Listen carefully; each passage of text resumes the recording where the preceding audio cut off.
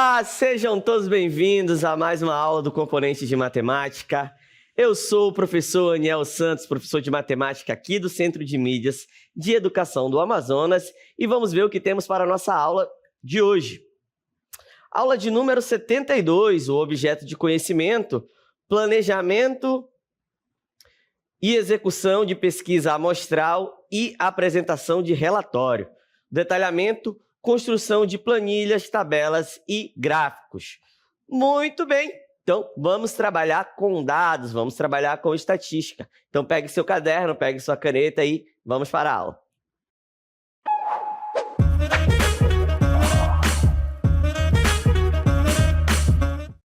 Muito bem, vamos falar de estatística, então. Nós estamos aqui nesse ambiente bem bonito para lembrar que a estatística ela vai estar envolvida, com dados, gráficos, gráfico de coluna, gráfico de pizza, gráfico de linha.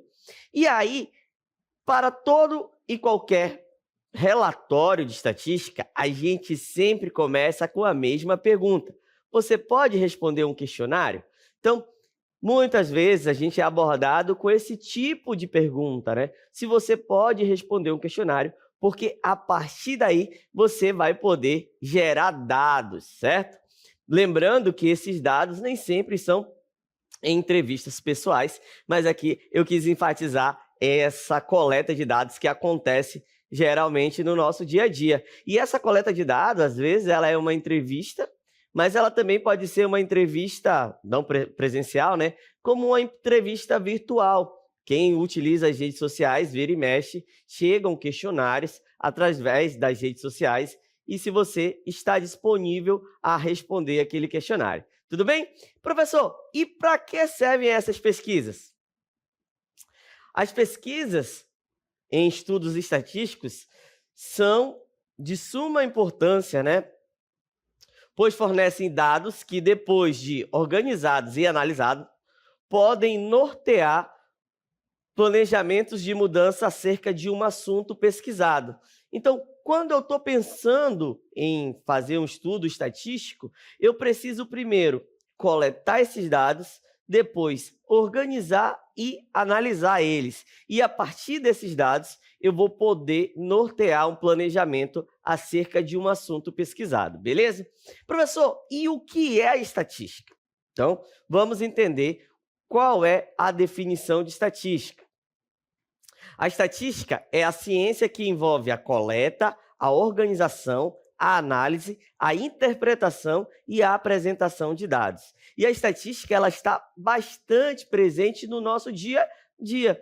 Por exemplo, ela pode estar presente de uma pequena empresa a um time de futebol.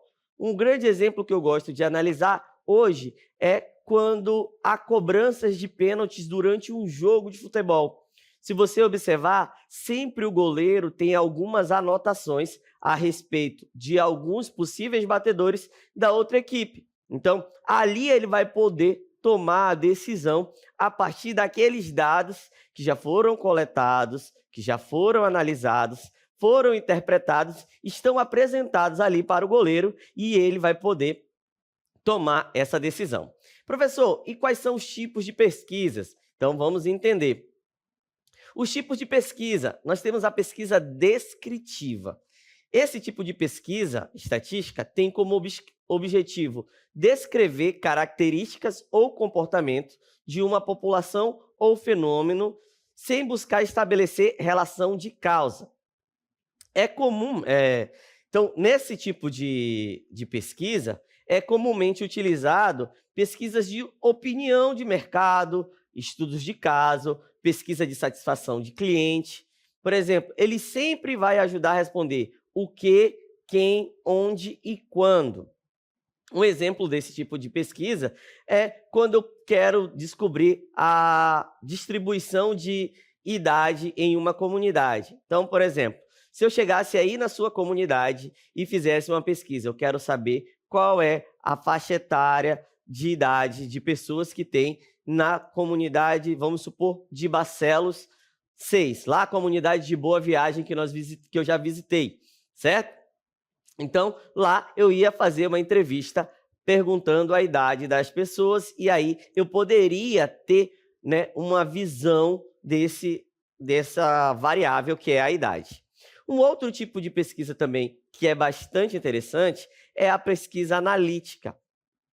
Esse tipo de pesquisa busca identificar e entender as relações entre variáveis, geralmente através de análises estatísticas mais complexas.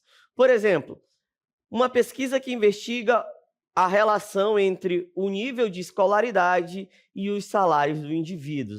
Então, por exemplo, suponho que eu tenho um grupo, uma comunidade ali, e eu quero saber qual é a relação entre o nível de escolaridade e o salário dessas pessoas que compõem, né, essa comunidade.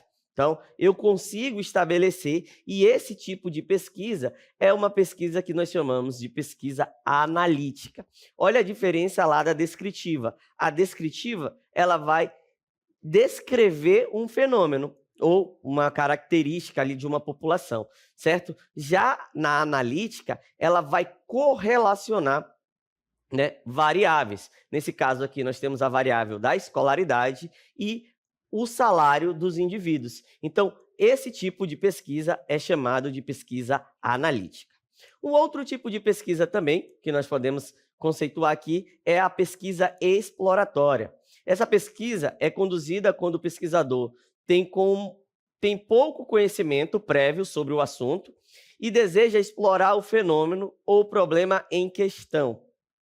Geralmente, o primeiro passo antes de uma pesquisa mais detalhada é esse tipo de pesquisa, uma pesquisa exploratória. Geralmente, esse é o primeiro passo, né? E qual seria esse primeiro passo? Seria uma pesquisa a partir de um tema que eu ainda não tenho muito conhecimento.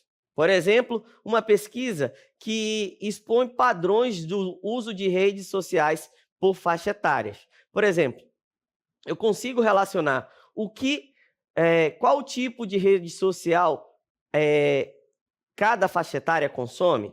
Esse é um tipo de pesquisa exploratória. O que é que eles consomem em cada faixa etária? Né? Tem gente que entra para ver pegadinha ou humor. Tem gente que procura mais a parte da culinária, a parte de curiosidades, e assim nós podemos traçar diversos perfis. Mas, porém, antes de começar, ele vai fazer essa reflexão, esse primeiro tipo de pesquisa, para depois ter uma pesquisa analítica, beleza? E agora nós vamos falar também de tipos de pesquisa, né? Como que eu vou coletar esses dados? Eu tenho um tipo de pesquisa que é o tipo censo. O que é que acontece numa pesquisa tipo censo? Né? Na pesquisa tipo censo, o censo é uma pesquisa que busca coletar todos os dados, ou coletar dados de todos os elementos de uma pesquisa, de uma população-alvo. Ou seja, todos os membros ou unidades da população são incluídos na pesquisa. Professor, uma pesquisa tipo censo, eles vão perguntar para todo mundo, é isso? Sim. Então, toda vez que eu tenho uma pesquisa tipo censo, ela busca, né? Vamos marcar aqui para ficar bonitinho. Ela busca coletar dados de todos os elementos de uma população-alvo. Então, ela precisa coletar dados de todos os elementos dessa pesquisa. Ou seja, todos os membros ou unidade da população são incluídos nesse tipo de pesquisa. Beleza? Características desse tipo de pesquisa. Abrange toda a população-alvo. Então, toda vez que eu pensar na pesquisa que vai abranger toda a população-alvo ali, todo o alvo, é uma pesquisa do tipo censo. Geralmente é mais caro e consome mais tempo do que a amostragem, já que requer um levantamento de dados de todos os indivíduos. Fornece resultados precisos e representativos da população-alvo, pois não há margem para erro de amostra. E aí é importante entender o seguinte: quando eu penso em uma pesquisa do tipo censo, eu tenho que ter a preocupação de que todos os elementos vão me fornecer uma resposta, certo? E aí, o que nós temos? Temos aqui como exemplo 2 tipos de pesquisa. Por exemplo, nós temos aqui o censo. O censo que acontece no Brasil de 10 em 10 anos, o censo que é feito pelo IBGE, ele tem o seguinte objetivo, de saber como vivem os brasileiros. E aí, quando acontece o censo, o que ocorre? Eles vão de casa em casa, eles precisam visitar todas as residências do Brasil. Então, ela é uma pesquisa demorada, demora em média ali 1 ano e meio, só essa coleta de dados. Ela ocorre em todo o território nacional, é tanto que, às vezes, em algumas casas, né, algumas residências, eles pedem para que sejam agendadas essas visitas dos entrevistadores. Um outro tipo de censo bastante interessante é o censo escolar.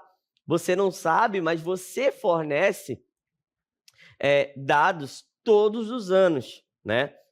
Então, existe, lá pelo mês de abril, maio, todas as secretarias do Brasil, elas mandam dados sobre os alunos. Observe que são todos os alunos. Então, nesse público, nessa população-alvo da minha pesquisa, estão todos os alunos, certo? Então, quando envolvem todos os alunos, nós temos uma pesquisa do tipo censo. Então, censo escolar, o IBGE. Também um outro tipo de censo que é muito comum é quando nós temos o nascimento, né? O nascimento dos brasileiros, ele também é contado, principalmente pelo registro civil, também nas maternidades, beleza? E aí, qual é a parte interessante de uma pesquisa do tipo censo? Todos os elementos dão essa informação, então esses dados são mais precisos, diferente de uma pesquisa do tipo amostragem. Professor, e quando que a gente tem uma pesquisa do tipo amostragem? Vamos ver a definição aí comigo na tela. Uma pesquisa do tipo amostragem.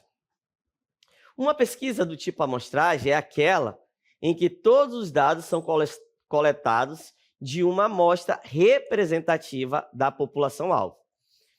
E as conclusões são generalizadas para toda a população. Então, quando eu tenho uma amostragem, gente, eu não vou coletar dados de toda a população, certo?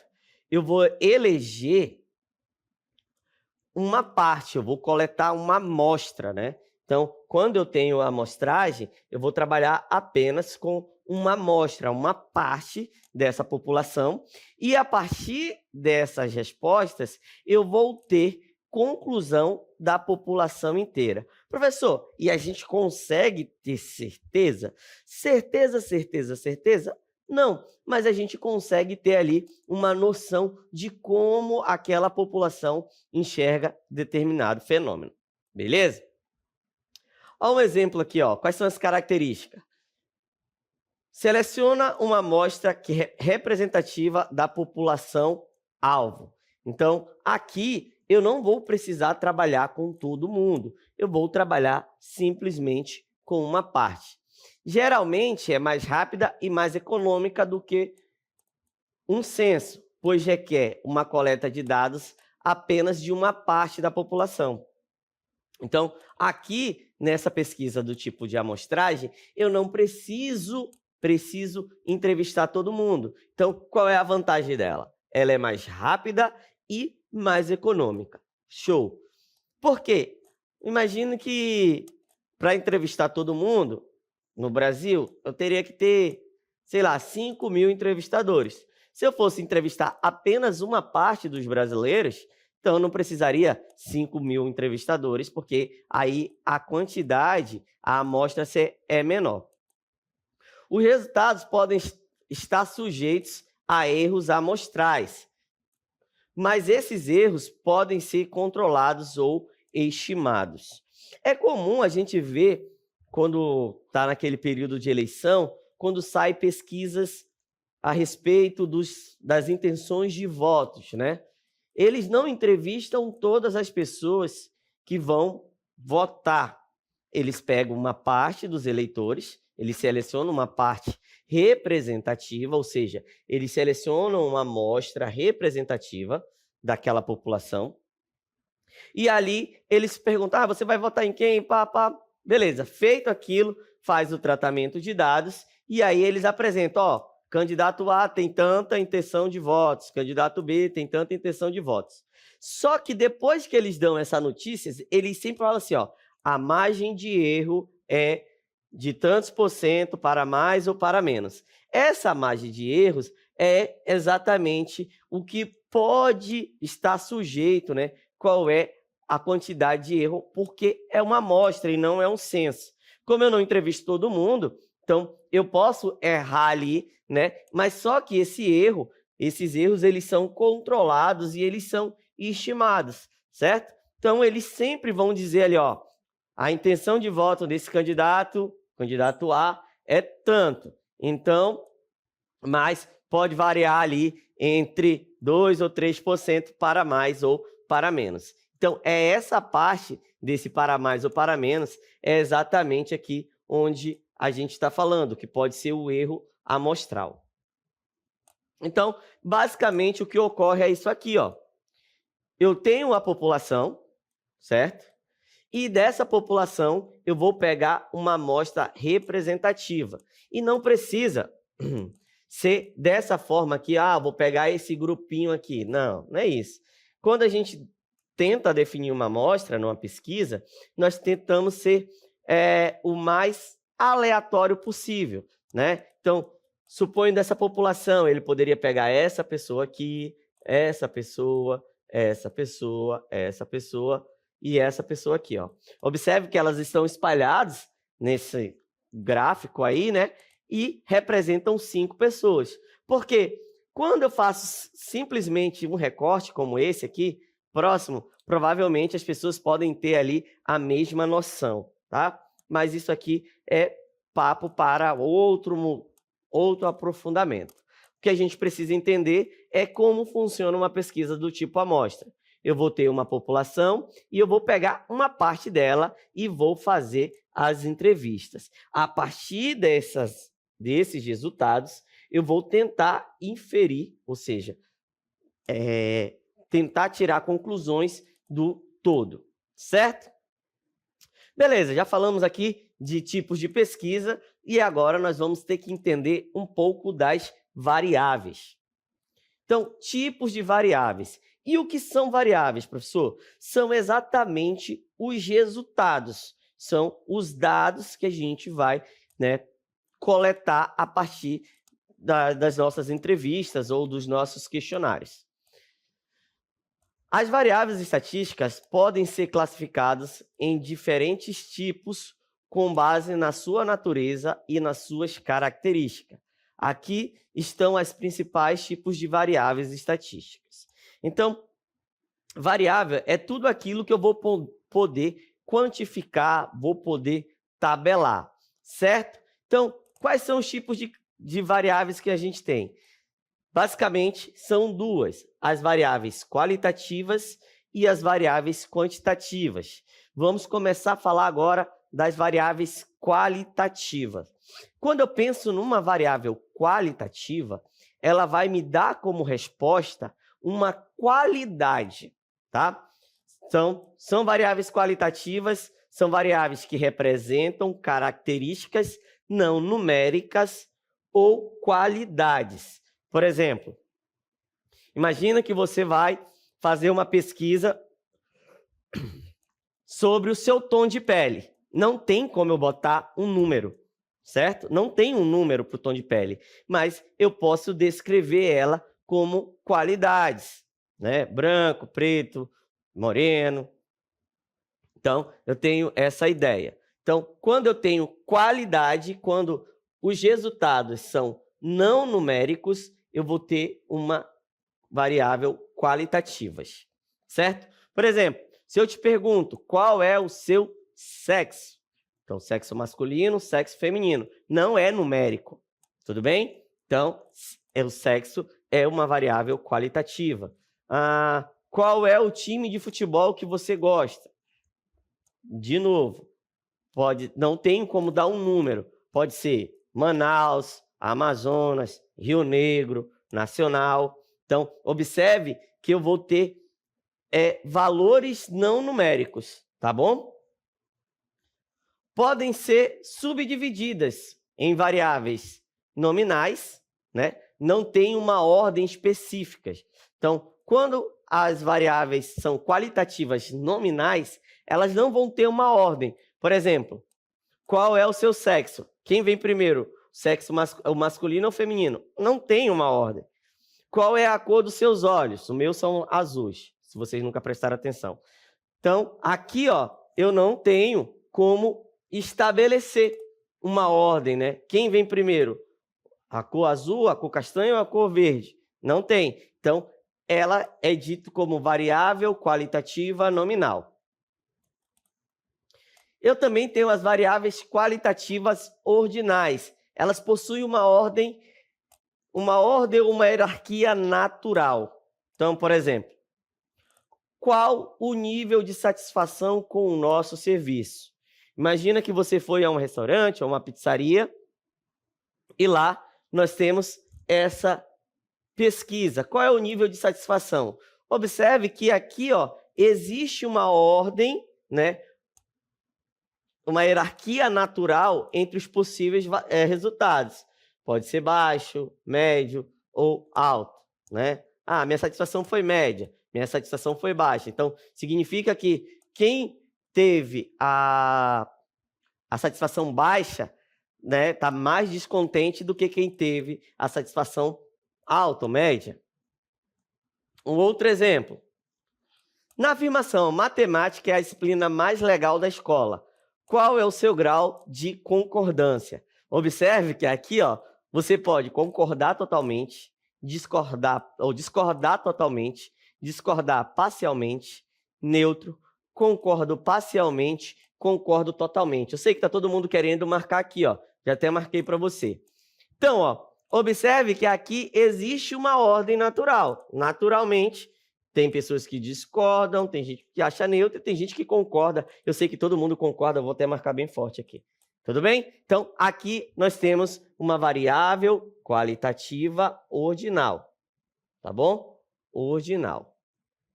Beleza?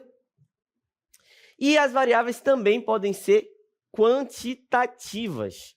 Quando que elas serão quantitativas? Representam quantidades ou medidas numéricas. Então, quando a variável me der quantidade ou medidas numéricas, ou expressa por número, nós temos a variável quantitativa. A outra ela qualitativa. Essa daqui, quantitativa. Vai ter a ideia de quantidade ou número. E elas também podem ser divididas de duas formas, né? Em dois grupos. Elas podem ser variáveis quantitativas discretas, são aquelas que assumem valores específicos e geralmente inteiros. Então, por exemplo, quando eu faço uma pergunta, quantos irmãos você tem? Professor, eu tenho 3 irmãos e meio. Não pode. Não, porque é meu irmão só por parte de pai. Não, é seu irmão. Então, você tem 4 irmãos. Então, observe que nesse tipo de pergunta, eu não tenho como ter um número fracionado, um número quebrado. Eles geralmente serão valores inteiros. Tudo bem? Então, essa é a ideia de variável discreta. Toda vez que o valor for um número inteiro, eu vou ter uma variável discreta. Quantos carros você tem na sua garagem? Observe que você não tem como ter 1,5 carro. Professor, mas o carro do meu pai está lá quebrado e não funciona mais. Não, mas é carro ainda, certo? Então, aqui você vai poder ter 0, que é o meu caso, 1, 2, 3, 10. Tem pessoas que têm 10, beleza? Então, nesse caso, observe que todos os valores são inteiros. Então, por fato deles serem inteiros, eles são classificados como variáveis quantitativas discretas. Toda vez que receber valores inteiros, serão variáveis quantitativas discretas. Quando esses valores estão num intervalo, então, elas serão classificadas como variáveis quantitativas contínuas. São aquelas que podem assumir um número infinito de valores dentro de um intervalo. Então, por exemplo, se eu chegar na sua sala e perguntar qual é a sua altura, nós vamos ter lá alguém com 1,50 m, a outra pessoa 1,51 m. Observe que já é diferente. Outra pessoa com 1,63 m, uma outra pessoa com 1,80 m. Observe que nessa variável, os valores eles estão dentro de um intervalo, ou seja, eles são valores não inteiros, eles podem estar variando ali dentro de um intervalo específico, certo? Então, por exemplo, se eu pergunto qual é o seu peso, aí alguém pode falar, professor, eu tenho 74 quilos. Aí o outro vem e fala, eu tenho 74,200 gramas, né? 74,200 ou 74,2. O outro vem lá, né, e fala assim, eu tenho 73,7 quilogramas. Então, observe que a variável peso, ela está variando ali dentro de um intervalo específico, certo? Essa daqui, ó, é muito comum quando vamos ao posto de saúde, né? Principalmente quando está naquele período de virose, nós queremos entender qual é a temperatura do seu corpo. Aí tem gente que chega lá com 38 graus de febre, né? Aí tem gente que chega com 37,8 graus. Tem gente que vai chegar com 36,5. O médico vai mandar voltar porque a temperatura está normal. Então, esse é um tipo de variável quantitativa contínua. Por que ela é contínua? Porque ela vai estar ali recebendo valores nem sempre inteiros. Pode receber valor inteiro? Pode receber valor inteiro. Porém, elas também podem variar ali nesse intervalo, certo? Então, é importante a gente entender o tipo de variável que eu vou estar recebendo como resposta no meu formulário. Beleza? Então, o que foi que nós entendemos? Entendemos tipos de pesquisa. Legal. Nós entendemos quando que uma pesquisa é do tipo censo e quando ela é do tipo amostragem. Geralmente se trabalha com amostragem porque é mais barato, certo? Também entendemos quais são os tipos de variáveis, que são dois grupos, as qualitativas e as quantitativas. E aí, o que diferencia uma da outra? A qualitativa, geralmente, ela vai ter valores não numéricos ou vai ser expresso uma qualidade, e ela também pode ser subdividida em dois grupos.